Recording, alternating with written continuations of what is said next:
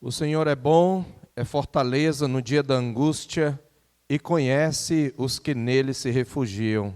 Amém. Meus irmãos, graça, misericórdia e paz da parte de Deus, nosso Pai, e do nosso Senhor Jesus Cristo.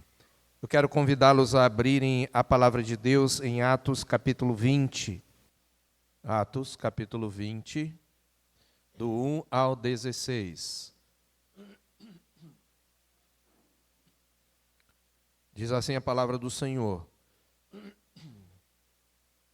Cessado o tumulto, Paulo mandou chamar os discípulos e, tendo-os confortado, despediu-se e partiu para a Macedônia.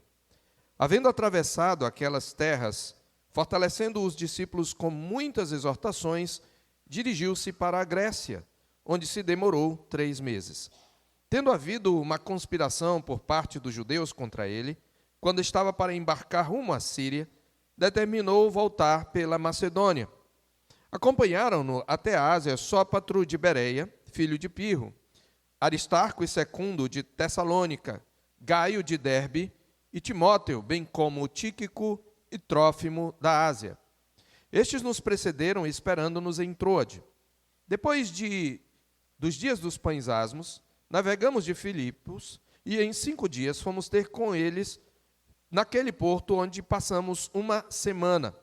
No primeiro dia na semana, estando nós reunidos com o fim de partir o pão, Paulo, que devia seguir viagem no dia imediato, exortava-os e prolongou o discurso até a meia-noite. Havia muitas lâmpadas no cenáculo onde estávamos reunidos. Um jovem chamado Eutico, que estava sentado numa janela, adormeceu profundamente durante o prolongado discurso de Paulo e, vencido pelo sono, caiu do 3º andar abaixo e foi levantado morto.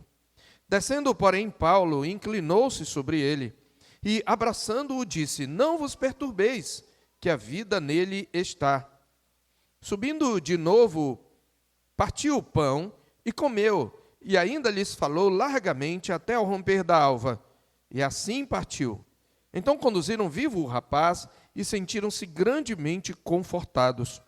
Nós, porém, prosseguindo, embarcamos e navegamos para Assos, onde devíamos receber Paulo, porque assim nos fora determinado, devendo ele ir por terra.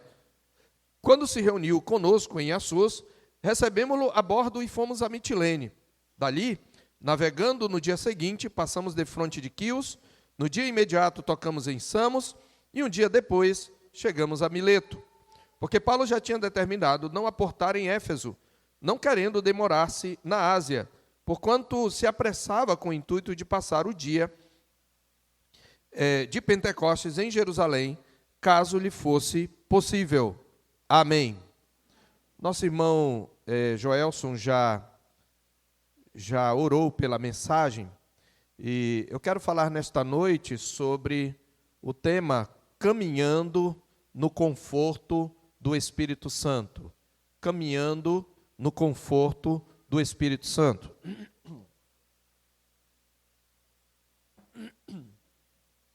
Meus irmãos, nós já temos visto, aqueles que estão acompanhando essa série de exposições em Atos, já têm visto sobejamente que a missão da igreja se constitui num ministério de alegre sofrimento.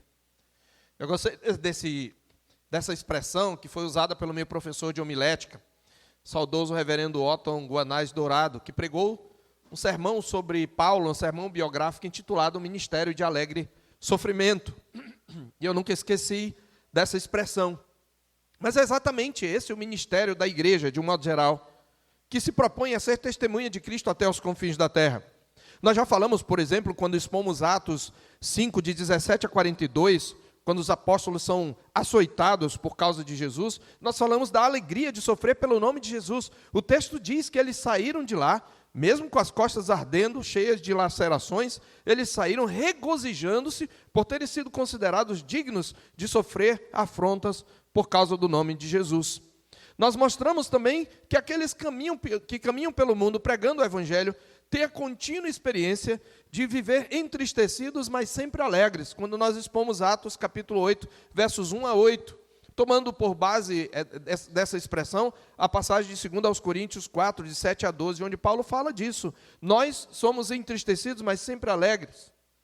Lucas mesmo, em um de seus retratos da comunidade dos santos, no final da primeira fase do livro, no capítulo 9, se você quiser conferir, no verso 31, ele traz talvez o que é o último retrato, grande retrato da igreja. Ele tem um retrato no capítulo 2, de 42 a 47, depois ele tem outro no capítulo 4, verso 32 em diante, e depois no capítulo 5, a partir do verso 12.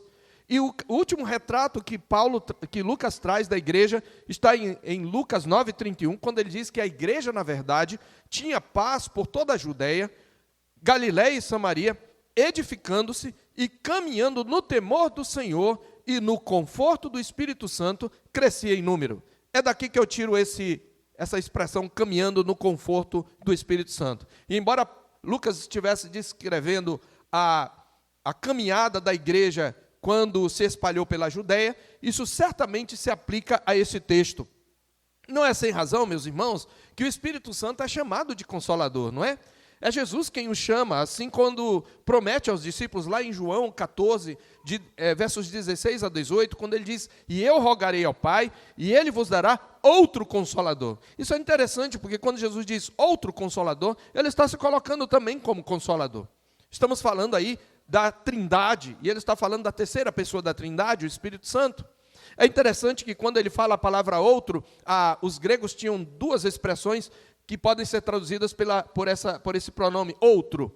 Uma delas é a palavra allos, que significa outro da mesma natureza. E outra é a palavra heteros, de onde vem a nossa palavra, né? Hetero, de alguma coisa heterossexual, ou uma mistura heterogênea, né? Que são coisas que são diferentes, que estão juntas. Então, a ideia aqui é, quando ele diz hétero, é quando ele usa aquela palavra em Gálatas capítulo 1, quando ele diz que vocês estão ouvindo e aceitando outro evangelho, ele está falando outro evangelho de outro tipo, totalmente distinto do que estamos pregando. Mas aqui ele usa a palavra allos, ele está dizendo, eu vou enviar outro consolador, ou seja, um consolador da mesma natureza, do mesmo tipo, porque o Espírito Santo é Deus, o Espírito Santo é poderoso, o Espírito Santo é uma pessoa, como Jesus é uma pessoa. Mas o ponto é que ele diz, eu rogarei ao Pai, e o Pai vos dará outro Consolador, a fim de que esteja para sempre convosco. E ele diz quem é esse Consolador, o Espírito da verdade, que o mundo não pode conhecer, porque não o vê, nem o conhece. Vós o conheceis, porque ele habita convosco e estará em vós. Como é isso? Ele habita convosco? Como que o Espírito Santo habitava com os apóstolos? Qual é a diferença entre habitar convosco e estar em vós? É que o Espírito Santo estava em Cristo. Cristo, em sua humanidade, é um homem cheio do Espírito Santo. Ele é verdadeiro Deus, mas ele é verdadeiro homem. E, segundo a sua humanidade, ele era cheio do Espírito Santo. E quando ele diz, ele habita convosco, ele estava ali, em Cristo. Mas ele diz, um dia ele estará em vocês. E nós vimos como no Pentecostes o Espírito Santo desceu sobre a igreja, inaugurando a última etapa da história da salvação. Então, isso tudo se cumpriu. E é por isso que Jesus termina essa série de promessas em João 14, 16 a 18, dizendo, não vos deixarei órfãos, voltarei para vós outros. Jesus então subiu, e como ele voltou por meio do seu Espírito. E, meus irmãos, o que exatamente vemos aqui neste texto, de maneira implícita, é como o Espírito Santo, ao longo das lutas, das viagens que Paulo faz, vai confortando-o e usando-o para confortar outras pessoas. Mas o Espírito Santo faz isto não de maneira direta. Há um momento em que o próprio Senhor se coloca ao lado de Paulo, quando ele está lá, você lembra aí em Corinto, no capítulo 18, que ele está sofrendo perseguição. No verso 9, ele tem uma visão em que o Senhor diz, não temas, pelo contrário, fala e não te cales, porquanto eu estou contigo e ninguém ousará fazer-te mal, pois tenho muito povo nesta cidade. Mas o Espírito Santo também consola por meio de instrumentos, de várias maneiras. E, sobretudo, hoje, o Espírito Santo usa vários instrumentos. E por que eu escolhi esse título, Caminhando no Conforto do Espírito Santo? Porque o que eu observo nesses versículos que nós vimos é a ênfase no verbo consolar. O verbo consolar, nesse texto, vai ocorrer 4 vezes. Às vezes é traduzido por confortar, às vezes por fortalecer e às vezes por exortar, mas é o mesmo verbo que tem a mesma raiz da palavra consolador. Então, há uma ênfase nesse trecho aqui que mostra como Deus vai consolando o seu povo ao longo da caminhada. Um ponto importante, antes de nós adentrarmos propriamente o texto, é nós termos em mente que nós estamos aqui, nessa ocasião, na terceira viagem missionária de Paulo. Não sabemos se será a última, possivelmente não, porque conforme ele escreve aos Romanos, depois de não ter mais campo naquelas regiões, ele queria partir para a Espanha. Nós não sabemos se ele chegou até lá. Mas o ponto é que ele está na sua terceira viagem, a última viagem registrada por Lucas, e se queremos acrescentar a viagem até Roma, que foi cheia de aventuras, né, e de reveses, se nós queremos acrescentar, porque ele vai para Roma, e ele prega o Evangelho, e ele ganha, por meio do poder do Espírito Santo, pela pregação do Evangelho, todos os passageiros e a tripulação daquele navio, e ali também pode ser uma viagem missionária, mas ali ele está indo porque ele está preso. Mas aqui ele está procurando se conduzir voluntariamente, intencionalmente, e você tem um fim da viagem missionária. E, meus irmãos, eu particularmente, lendo esse texto, a partir do capítulo 20, já é emocionante ler Lucas até aqui. Eu espero que essa tenha sido a sua experiência, porque tem sido a minha. Mas hoje, lendo e já mais ou menos imaginando o que vai acontecer, você vai perceber que vai crescer a tensão no ministério do apóstolo Paulo à medida que ele avança para os confins da terra. E a coisa vai se tornando dramática. Porque a partir de agora, ele começa a ter que se despedir de queridos irmãos para nunca mais vê-los. É o que veremos quando ele conversar com o conselho da igreja de Éfeso. Mas isso só veremos com a graça do Senhor Deus na próxima vez que pregarmos aqui. Mas aqui você tem uma grande dose de consolo que o Senhor vai mostrar aqui. Como é que o Espírito Santo vai confortar? Eu enxergo nesse texto pelo menos 5 confortos, ou 5 meios pelos quais o Espírito de Deus, ou pelos quais Deus, ou pelos quais Cristo, que está conduzindo o seu povo, conforta o seu povo. Primeiro, eu vejo nesse texto o conforto e fortalecimento por meio da exortação mútua. Esse é o primeiro momento, aquela exortação e aquele encorajamento que você presta ao outro nas conversas. Segundo, nós vamos ver o conforto que se produz em meio a lágrimas e tribulações. Porque quando você fala de conforto, essa palavra conforto, ela só ocorre geralmente em contexto de tribulação. Você não tem como experimentar conforto se você não está em tribulação. Se você está bem, se não tem nada acontecendo, você está confortável, por assim dizer. Mas a ideia de conforto aqui é trazer um alívio no momento difícil, no momento de angústia, no momento de medo, no momento de tristeza, no momento de decepção. Então, o conforto ocorre em meio a lágrimas e tribulações. Em terceiro lugar, nós veremos o conforto providenciado pela assistência aos santos necessitados. Uma das formas pelas quais Deus conforta é suprindo necessidades específicas, necessidades físicas mesmo. Também é um conforto, não só pelas palavras, mas pela ajuda mútua. Em quarto lugar, nós veremos o conforto pelo apoio de cooperadores. Como os cooperadores são para nós um lenitivo quando nós estamos em missão. Ter gente para nos ajudar. E em quinto e último lugar, nós veremos o conforto pela palavra e pelos sacramentos, coroando como possivelmente o mais poderoso, o mais constante conforto de Deus. Eu resumi aqui a nossa mensagem, mas eu quero tratar de cada um desses pontos individualmente. Primeiro, nós vimos nesse texto o conforto e o fortalecimento por meio da exortação. É o que nós vemos nos versos 1 e 2. Observe aí.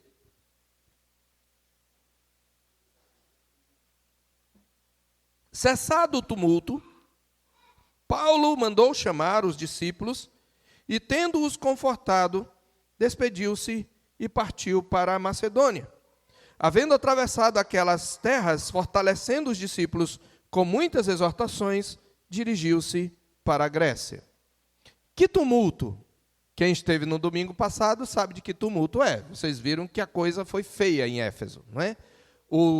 presidente do Sindicato dos Ourives, Demétrio, ficou preocupado porque com a conversão de pessoas, a compra de miniaturas de templos de Diana, ou Ártemis, que era adorada em Éfeso e que era adorada em toda a Ásia, estava ameaçada. A profissão deles, a prosperidade deles. E ele convoca uma reunião e ele consegue incitar não apenas os artífices dos ídolos de Diana, mas toda a cidade entra em polvorosa.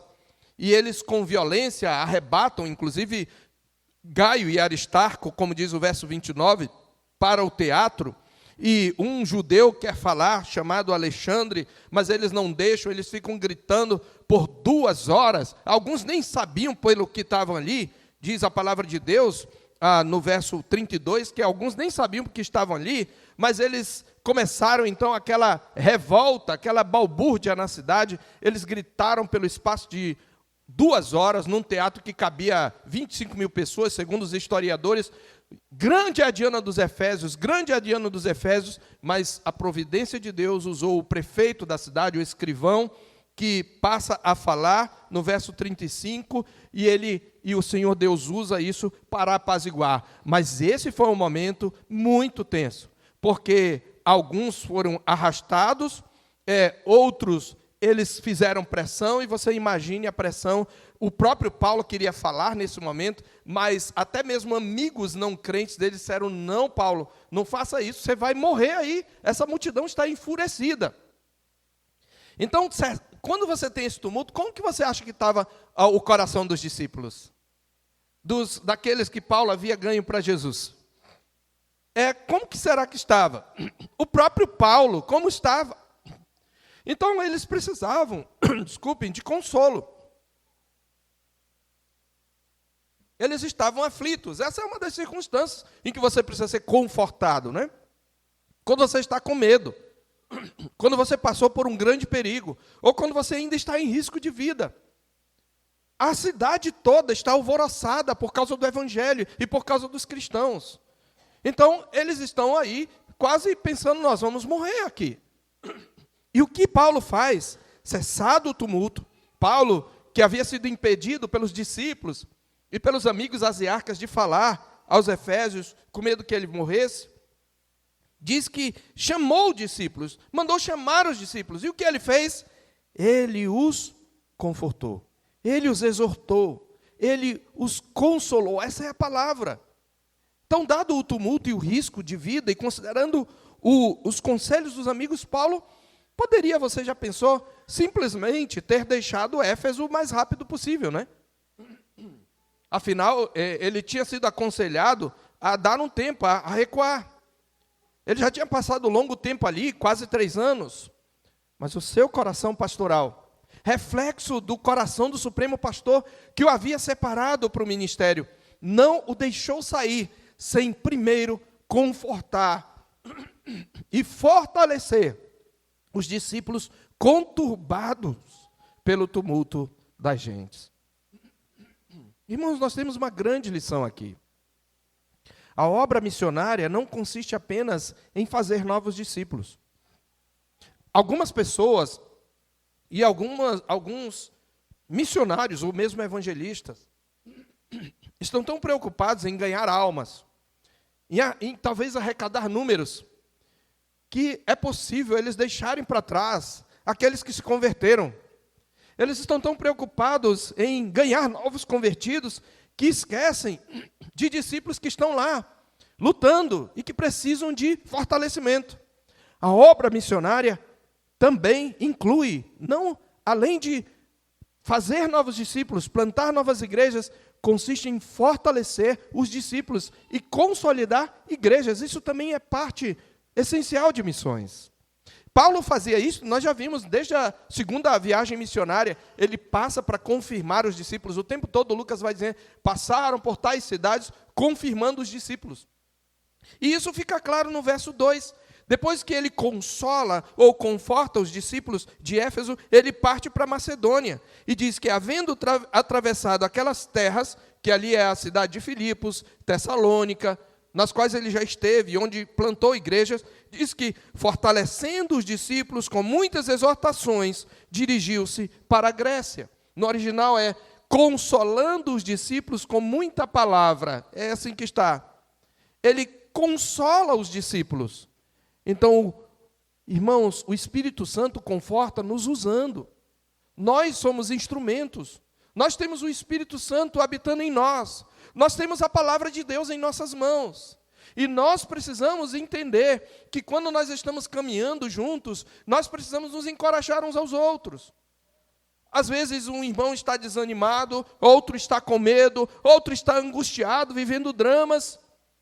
Nós precisamos conhecer, inclusive, os dramas uns dos outros, para que oremos uns pelos outros, para que encorajemos uns aos outros.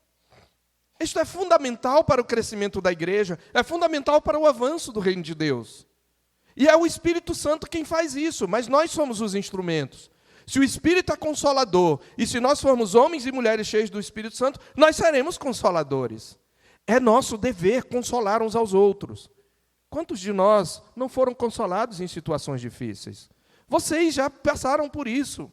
Vocês sabem, em situações dramáticas da sua vida, talvez em momentos de perda, talvez em momento de angústia, ou em momento de medo, uma palavra tão simples, um telefonema, uma mensagem de WhatsApp, uma palavra ali no cafezão, um momento de oração, fortaleceu você. Como é bom, meus irmãos, e como isso nos ajuda.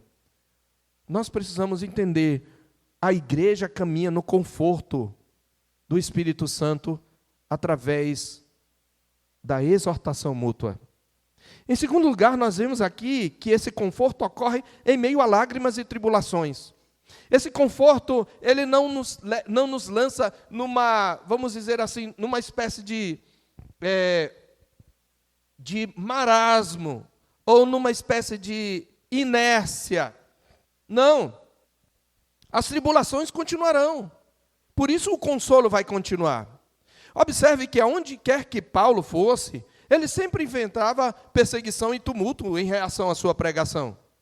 Isso ocorre até mesmo aqui. Veja, ele se demorou 3 meses na Macedônia, e tendo havido uma conspiração por parte dos judeus contra ele, quando estava para embarcar rumo à Síria, ele determinou voltar para a Macedônia. Essa é uma das razões, porque ele, em vez de descer direto para a Síria, ele sobe para a Macedônia, porque ele está ali nessa região de Filipos, e ele está exatamente, ele parte para a Macedônia, mas ele se dirige para a Grécia, e da Grécia ele queria ir para a Síria, mas ele segue então para a Macedônia. Ele já tinha planejado isso, mas o fato da perseguição o incentiva ainda mais.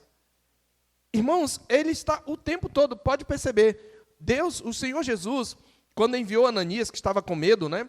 Quando ele se converteu lá em Atos 9, Ananias disse, mas Senhor, esse aí era perseguidor, o Senhor sabe como ele arrastava os cristãos, e estava levando cartas para Damasco para prender os cristãos, e o Senhor Jesus disse, vai, porque este é um instrumento escolhido, porque eu lhe mostrarei quanto importa sofrer pelo meu nome, eu lhe mostrarei como convém, como é apropriado sofrer pelo meu nome, e é o que Paulo exatamente vai enfrentar em cada lugar.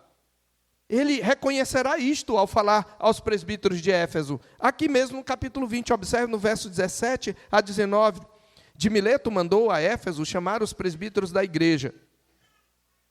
E quando se encontraram com ele, disse-lhes, vós bem sabeis como foi que me conduzi entre vós em todo o tempo, desde o primeiro dia em que entrei na Ásia, servindo ao Senhor com toda a humildade, observe, lágrimas e provações. Paulo chorou. A gente não vê isso aqui em todo momento, mas ele diz aqui, com lágrimas e provações, que pelas ciladas dos judeus me sobrevieram.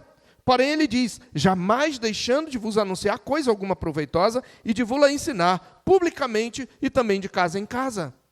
Paulo mesmo está dizendo aqui, olha, o meu ministério consiste em lágrimas e provações. Aliás, meus irmãos, era o que o próprio Espírito Santo, o Consolador, lhe havia assegurado que aconteceria de cidade em cidade. Veja os versos 22 e 23 desse mesmo capítulo. Ele diz, e agora, constrangido em meu espírito, vou para Jerusalém, não sabendo o que ali me acontecerá. Eu não sei exatamente, mas tem uma coisa que o Espírito Santo me assegura. que de cidade em cidade, senão que o Espírito Santo de cidade em cidade me assegura que me esperam cadeias e tribulações. Espera aí, o Espírito Santo não é consolador, pastor? É. Mas ele não consola usando de falsidade. O Espírito Santo falava: Paulo, você pode esperar tribulação. Mas o Senhor dizia: eu estou contigo. E esse era o consolo do Senhor. Então era o mesmo Espírito que dizia o que ele ia sofrer, que não apenas o confortava, mas o capacitava a consolar os que estivessem em qualquer angústia, com a consolação com que ele mesmo era contemplado por Deus. E esse encorajamento não ocorria apenas por meio de muitas palavras, como diz o verso 2, mas também pelo exemplo de resiliência. Mais tarde, escrevendo aos Coríntios, se você quiser conferir, em 2 Coríntios 1, versos 3 a 8, aliás, a carta aos Coríntios é escrita nessa ocasião, a gente vai falar rapidamente disso mais para frente, você vai entender. As duas cartas aos Coríntios são escritas nesse período da terceira viagem missionária de Paulo, mas mais tarde, escrevendo aos Coríntios sobre essa tribulação que sobreveio lá na Ásia, particularmente em Éfeso, o apóstolo testemunha, observe, em 2 Coríntios 1, versos 3 a 8. Olha a conclusão que ele tem. Você viu toda a confusão, né? Você viu a cidade empolvorosa, você viu a vida de Paulo ameaçada, ele sendo retirado quase que à força do meio daquela multidão do teatro. Você vê os discípulos estão angustiados, estão se sentindo ameaçados, estão com medo, e ele os consola. Mas de onde vem esse consolo? Ele testemunha em 2 aos Coríntios 2, 1, de 3 a 8, ele diz: bendito seja o Deus e Pai de nosso Senhor Jesus Cristo.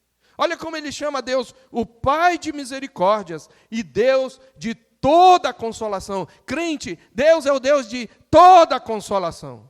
É Ele quem nos conforta em toda a nossa tribulação, para podermos consolar os que estiverem em qualquer angústia, com a consolação com que nós mesmos somos contemplados por Deus. O que ele está dizendo? Deus nos consola. Para quê?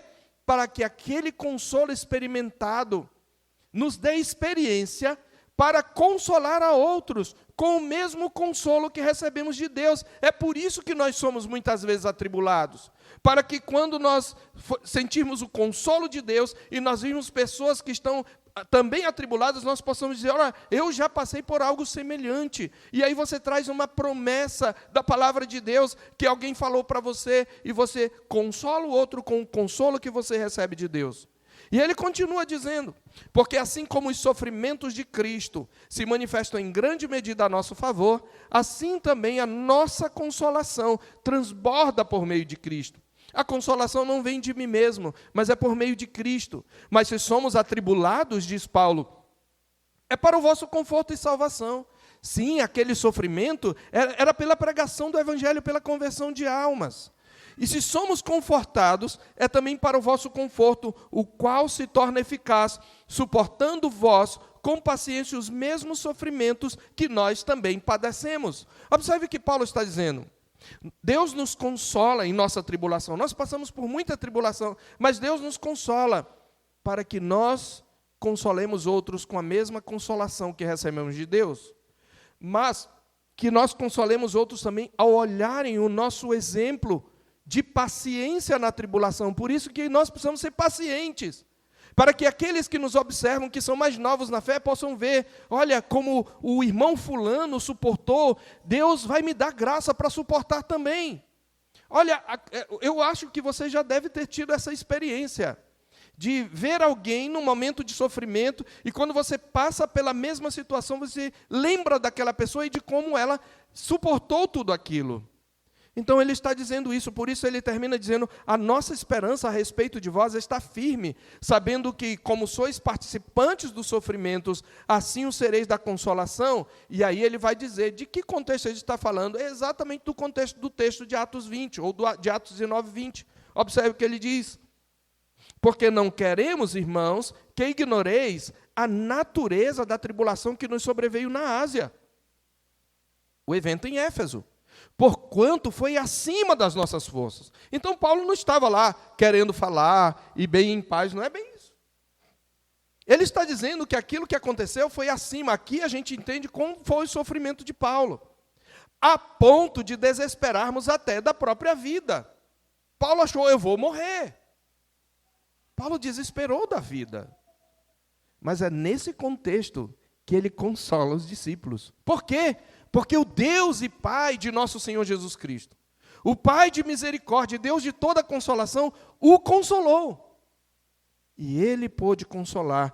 Mesmo em tribulação, ele caminha no conforto do Espírito Santo.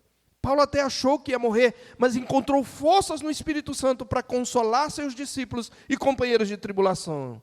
Esse é o coração de um pastor, meus irmãos. Nós pastoreamos também em nossa fraqueza.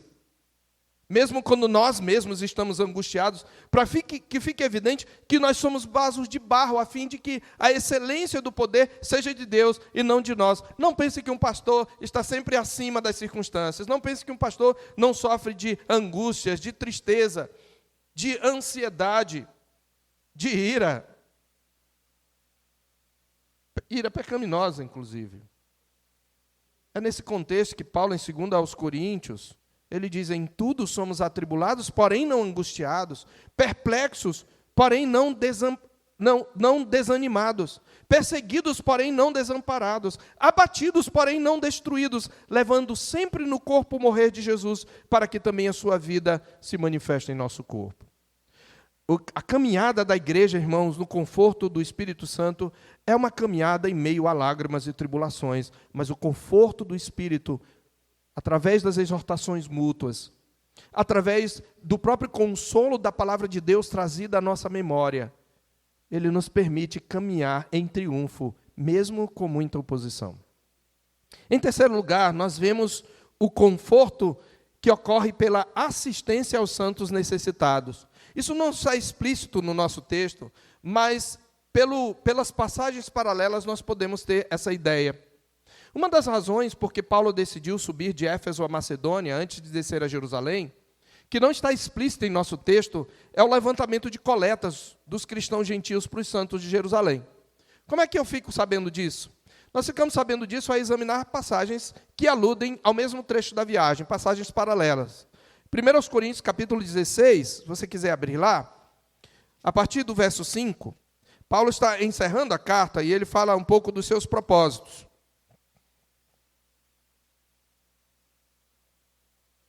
Observe que ele começa com algumas recomendações e orientações no verso 1, antes de ir para o verso 5.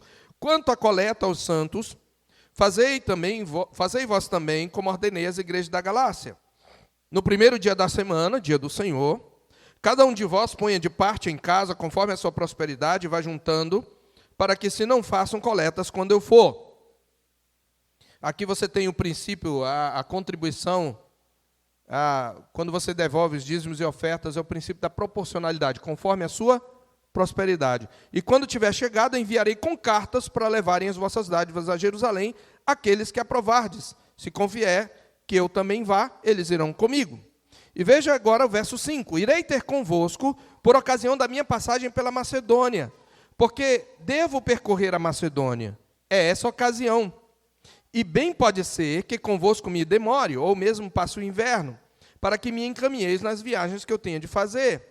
Porque não quero agora ver-vos apenas de passagem, pois espero permanecer convosco algum tempo, se o Senhor o permitir. Observe, ficarei, porém, onde? Em Éfeso. Ele estava em Éfeso quando escreveu 1 Coríntios. Quando aconteceu, durante esses 3 anos, em algum momento, ele escreveu a primeira carta aos Coríntios. Ficarei, porém, em Éfeso até o Pentecostes, porque uma porta grande e oportuna para o trabalho se me abriu, e há muitos adversários. Ele ficou na escola de Tirano. Volte para Atos capítulo 19, verso 21. Está escrito, cumpridas estas coisas, Paulo resolveu no seu espírito ir a Jerusalém, passando pela Macedônia e Acaia. Lembra que ele fala para os coríntios, eu espero passar com vocês um tempo. Considerando, depois de haver estado ali, importa-me ver também a Roma. Tendo enviado à Macedônia 2 daqueles que lhe ministravam, Timóteo e Erasto, permaneceu algum tempo na Ásia. O que é que ele diz na carta? Eu vou ficar um tempo na Ásia porque abriu uma grande porta. Você está conseguindo conectar as histórias? Só para você marcar aí, para quando você ler, você saber do contexto desse texto de 1 Coríntios. Então, Paulo escreveu essa epístola durante o período que esteve em Éfeso, antes de partir daquela cidade. E o que ele está pedindo aos coríntios é, quando eu passar por aí, eu vou pegar as coletas de vocês para levar para os santos de Jerusalém.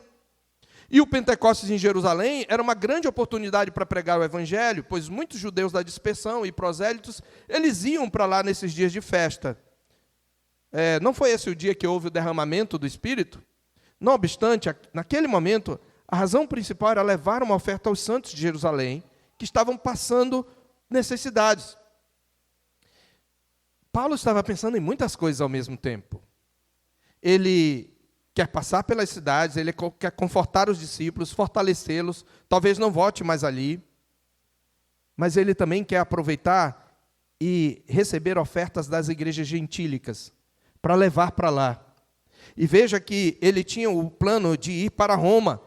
Está aí no verso 21 do capítulo 19. Depois de haver estado ali, importa-me ver também Roma. E se você observar em Romanos capítulo 16, Paulo fala desse seu propósito quando ele escreve a carta aos Romanos. Abra lá em Romanos capítulo 16, só para você entender o momento histórico. Melhor, capítulo 15, verso 22. Ele diz: esta foi a razão porque também muitas vezes me senti impedido de visitar-vos. Mas agora, não tendo já campo de atividade nestas regiões e desejando há muito visitar-vos, penso em fazê-lo quando em viagem para a Espanha, pois espero que de passagem estarei convosco e que para lá seja por vós encaminhado, depois de haver primeiro desfrutado um pouco a vossa companhia. Mas agora estou de partida para Jerusalém a serviço dos santos, porque aprove a Macedônia e a Acaia, onde ficava Corinto, levantaram uma coleta em benefício dos pobres dentre os santos que vivem em Jerusalém. Na verdade, ele vai dizer que, ele diz, isto lhes pareceu bem e mesmo lhes são devedores, porque se os gentios têm sido participantes dos valores espirituais dos judeus, devem também servi-los com bens materiais. E tendo concluído isto e havendo-lhes consignado esse fruto, passarei por vós e irei à Espanha, e bem sei que ao visitar-vos irei na plenitude da bênção de Cristo. A ideia de Paulo não era apenas a assistência, era trazer um conforto no momento de fome. Os judeus em Jerusalém passavam fome naquele momento, possivelmente por alguma seca, algum tipo de carestia, de escassez, que era comum acontecer naquela região. Mas Paulo queria também levar ofertas de igrejas gentílicas, não judias, para crentes judeus. Isso aumentaria o senso de unidade deles, a comunhão deles, porque você lembra que os judeus discriminavam os gentios e que foi preciso uma ação poderosa, sobrenatural do Espírito Santo, caindo sobre a casa de Cornélio para quebrar as barreiras com relação aos gentios. Você lembra disso? E agora é como se ele tivesse dito, olha, eu quero trazer uma espécie de oferta. Aquela oferta era mais do que dinheiro, era uma espécie de oferta de aroma suave, dada ao Senhor e oferecida aos irmãos de Jerusalém, trazendo-lhes conforto. Meus irmãos, ser amparado em tempos de necessidade é um dos meios de consolo da parte do Senhor, pois mostra aos assistidos o seu cuidado para com o seu povo. E são muitas as oportunidades que Deus nos dá. É para isso que nós temos a junta diaconal, para verificar os necessitados, para que o povo de Deus possa ajudar aqueles que precisam. Então, muitas vezes, apenas você ajudar alguém no momento de necessidade, com um amparo. A pessoa precisa ir ao hospital e você ajuda, está ali com a pessoa para oferecer uma ajuda. Que consolo, meus irmãos. Eu nunca esqueço, quando a minha mãe faleceu, foi um tempo muito difícil para mim, especialmente porque no caminho para falar com ela, antes dela ser entubada, ela o tempo todo repetia meu nome e da minha outra irmã. Onde está o Marcos? Onde está a Giovana? E quando eu sofri um acidente. E no acidente, eu estava errado, porque havia um congestionamento. Era período, eu acho que prestes ao carnaval, e muitas ruas estavam fechadas. Mas eu estava errado, não foi por imprudência. Eu ia atravessando a rua, mas o carro à minha frente, de repente, freou, bem na ponta da rua. Então, eu fiquei no meio, e aí, para não bater nele, eu parei. E a moto bateu em mim. Então, eu fiquei o dia todo com aquela moça, que não cobrou nada, mas eu tinha que ficar lá até assistência, levar a moto, enfim. E com isso minha mãe foi entubada. E por muito tempo isso pesou no meu coração.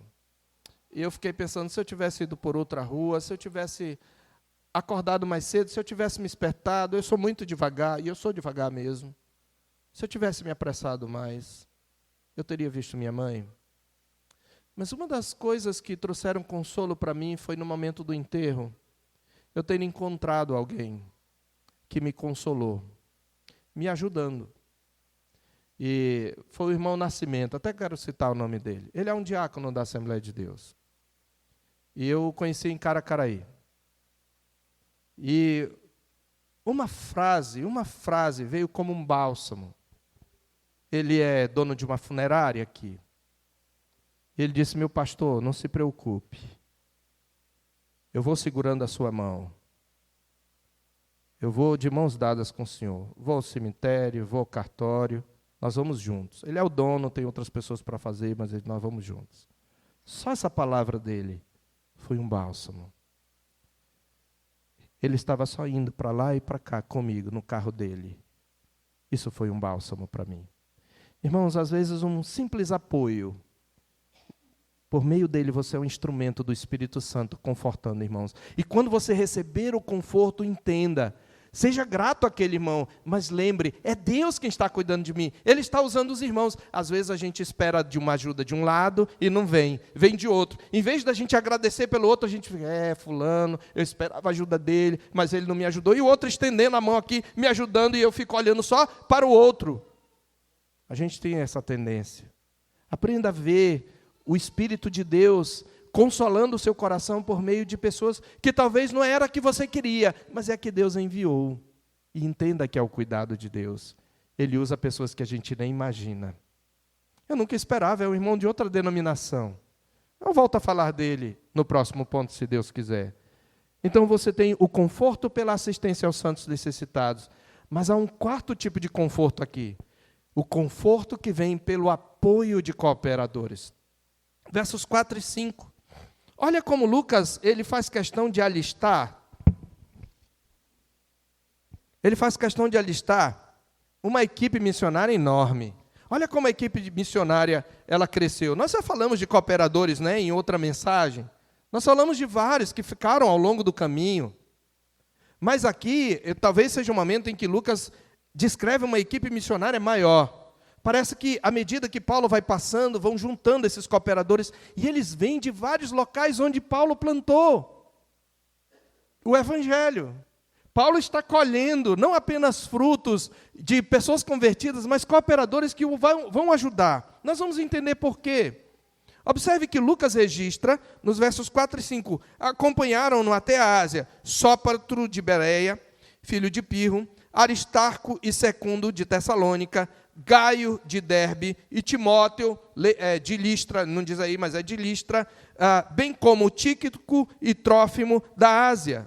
Estes nos precederam. Veja como Lucas agora passa da terceira pessoa do plural para a primeira pessoa do plural. Ele tinha usado esse verbo na primeira pessoa lá no capítulo 18. Lembra quando ele aparece, quando Paulo está lá na Macedônia, no capítulo 18.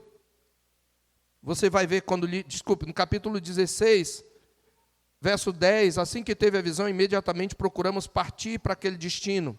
Depois ele para de usar a primeira pessoa do plural, a partir do capítulo 40, versículo 40, ele fala que, vendo os irmãos, os confortaram, então partiram.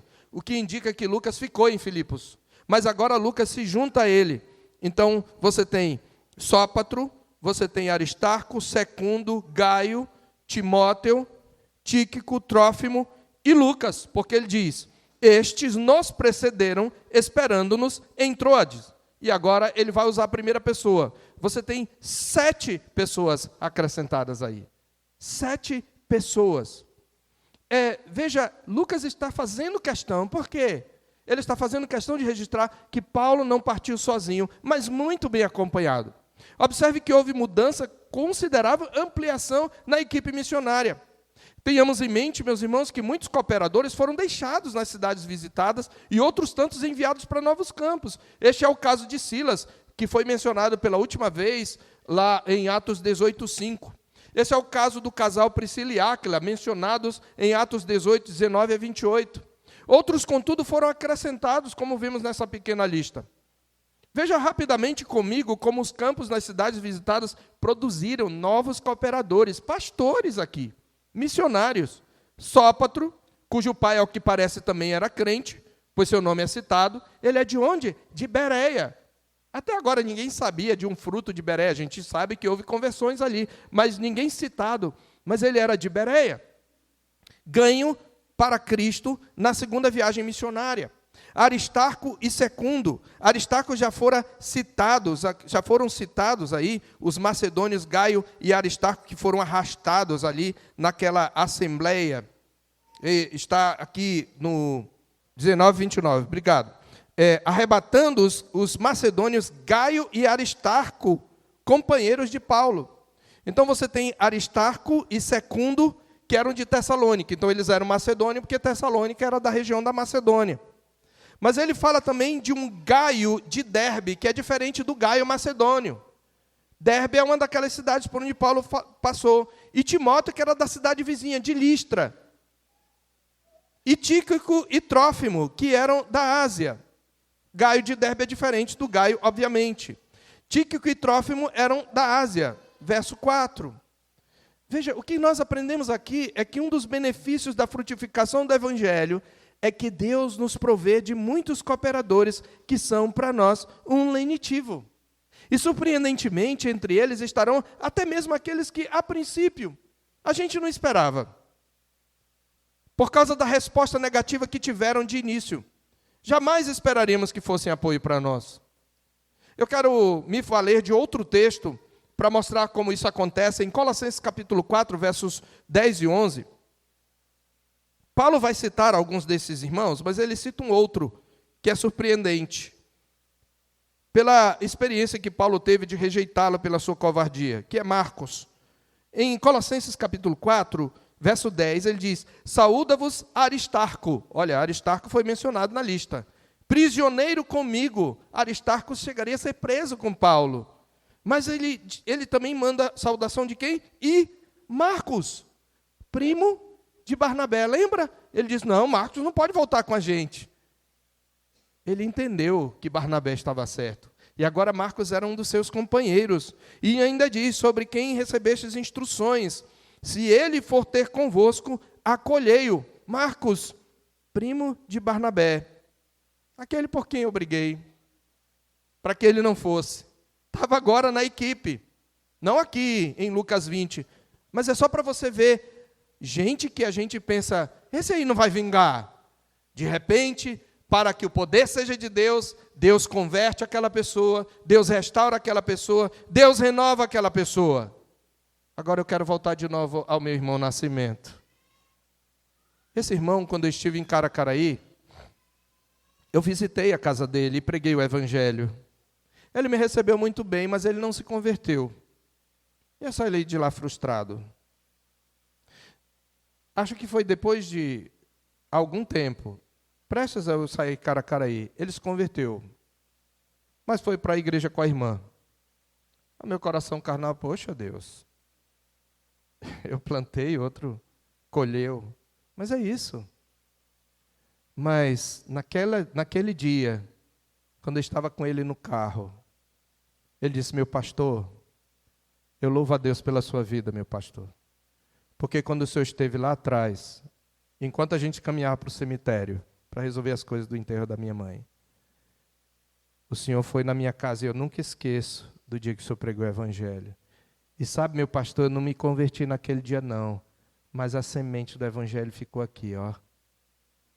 E um dia, Deus transformou meu coração. E hoje eu sou um diácono da Assembleia de Deus, para a glória de Jesus. Amém.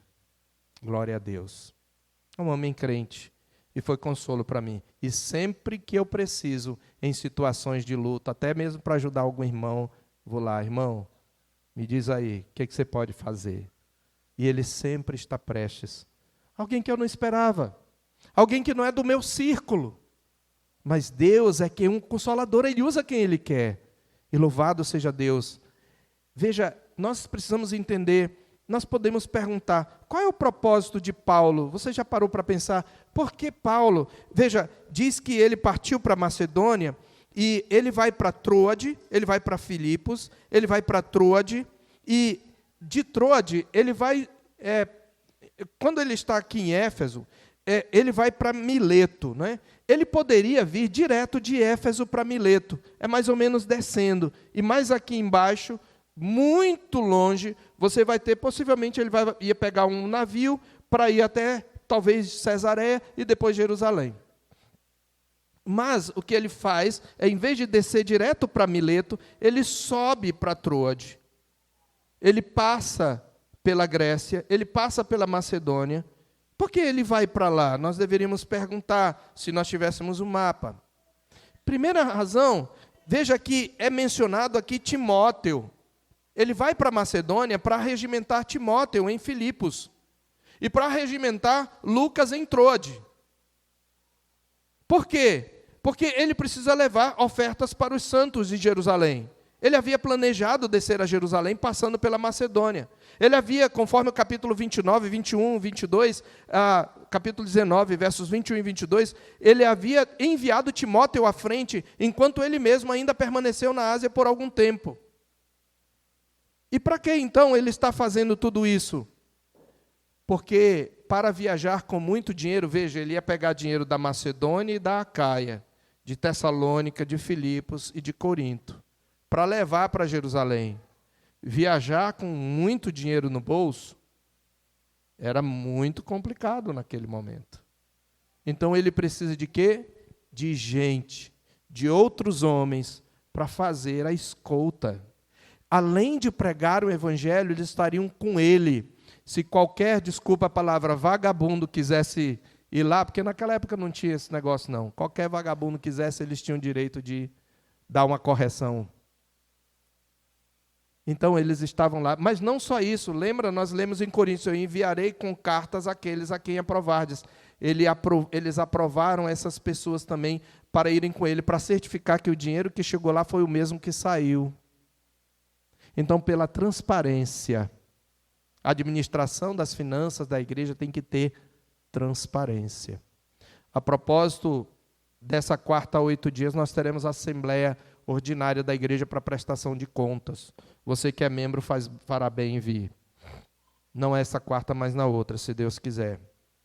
Então, Paulo está juntando aqui, é um conforto para ele viajar com esses homens, ele tem o apoio desses cooperadores, ter gente com ele ali, para inclusive ajudá-lo a proteger o dinheiro, e para pregar também com ele o evangelho, era fundamental.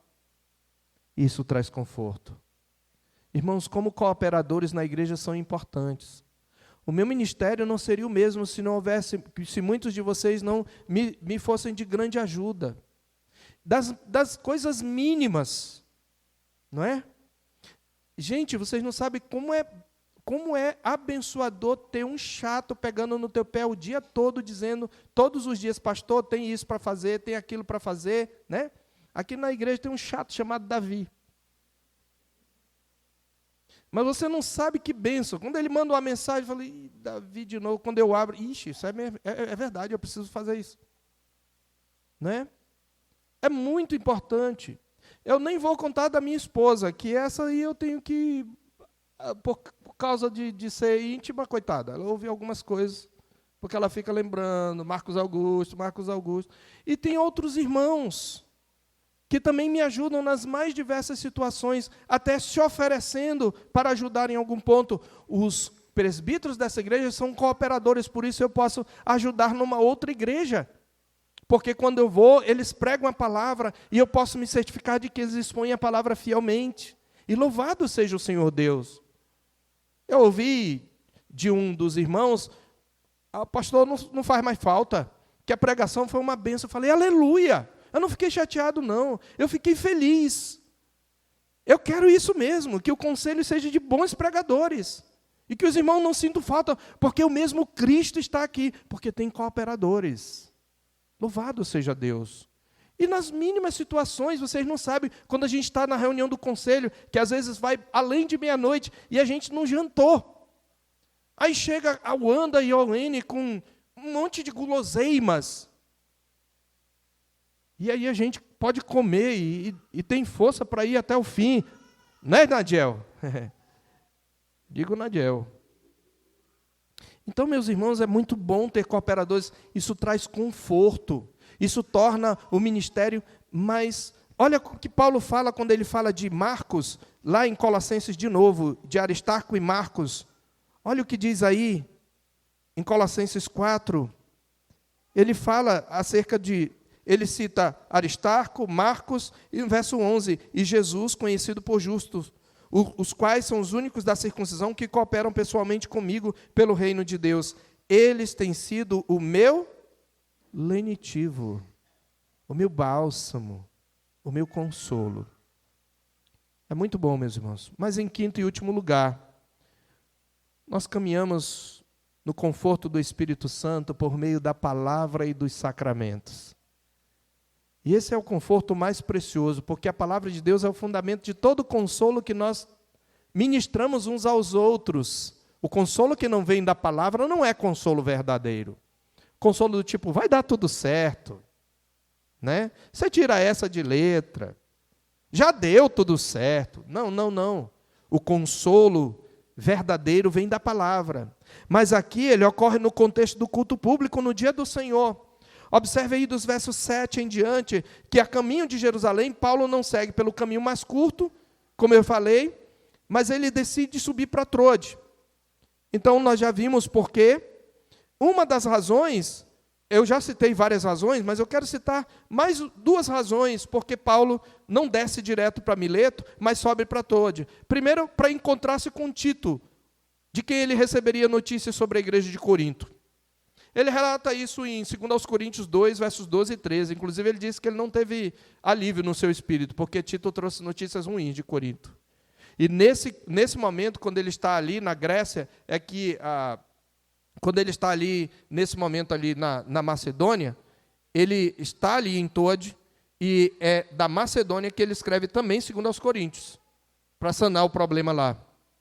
Ele fala, na verdade, que Tito trouxe consolo, no capítulo 7, de 2 Coríntios, versos 5 a 7.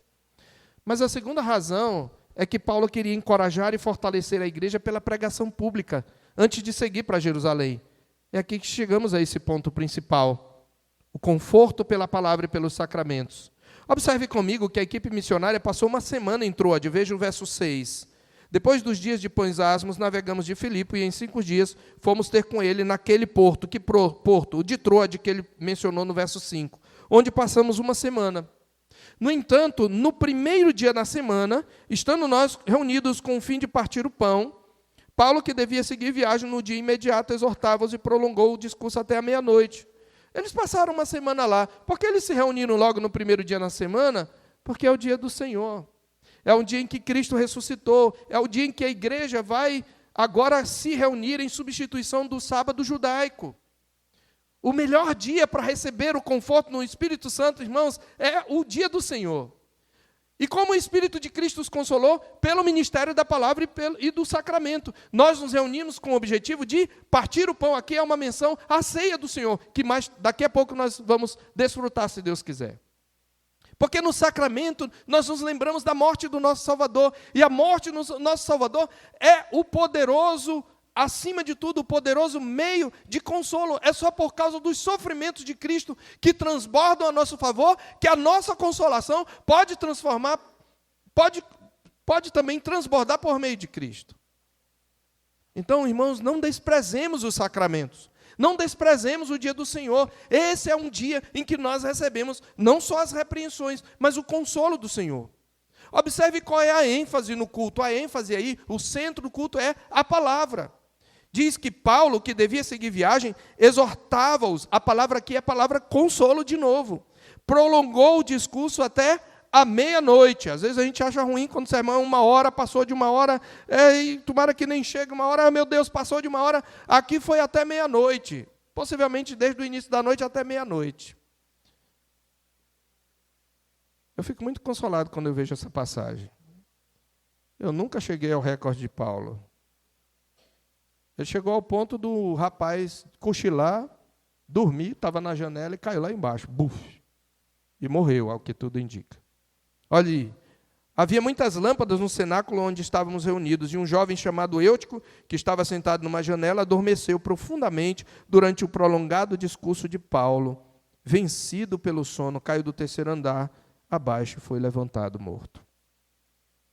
Eutico caiu da janela, de tão longo que foi o sermão. Será que você aguentava? Aqui, se a gente, o máximo que vai cair é só emborcar para o lado, né?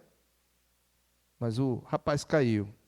Mas Deus usou aquela situação para mostrar a autoridade apostólica de Paulo, e diz que, descendo Paulo, inclinou-se sobre ele, abraçando, disse: não vos perturbeis, que a vida nele está. Subindo de novo, partiu o pão, tomou a ceia, comeu, e ainda falou, se achou pouco? Largamente até quando? Até amanhecer. Talvez fosse a última vez. Então ele passou a noite e a madrugada falando, pregando a palavra de Deus. Mas qual é o resultado? Então conduziram vivo o rapaz e sentiram-se grandemente confortados. Não devemos desviar os nossos olhos do milagre que foi real e usado para chancelar a autoridade apostólica de Paulo, para aquilo que Lucas mais enfatiza, a exposição das Escrituras. Essa é a fonte de consolo. Ele diz que Paulo falou até meia-noite, ele fala do prolongado discurso de Paulo, depois ele fala que Paulo falou até o amanhecer.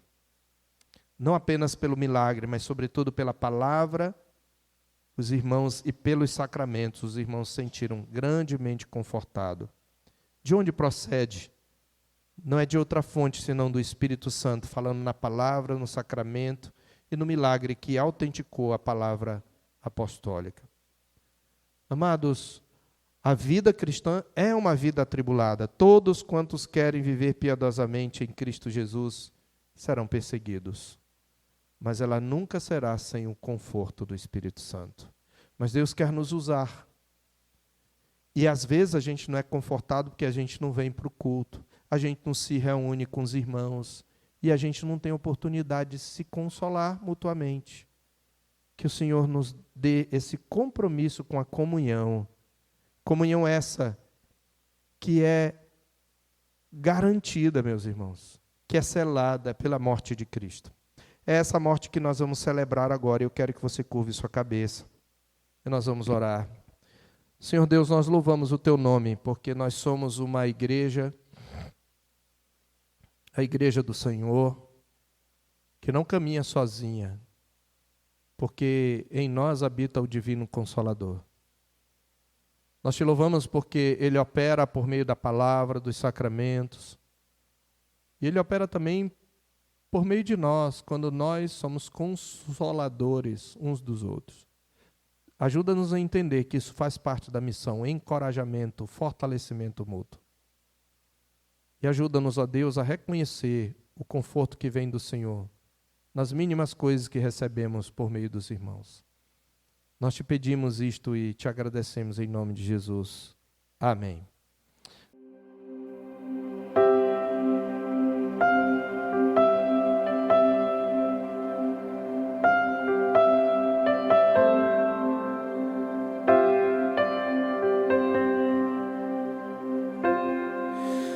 Tu és bem-vindo aqui.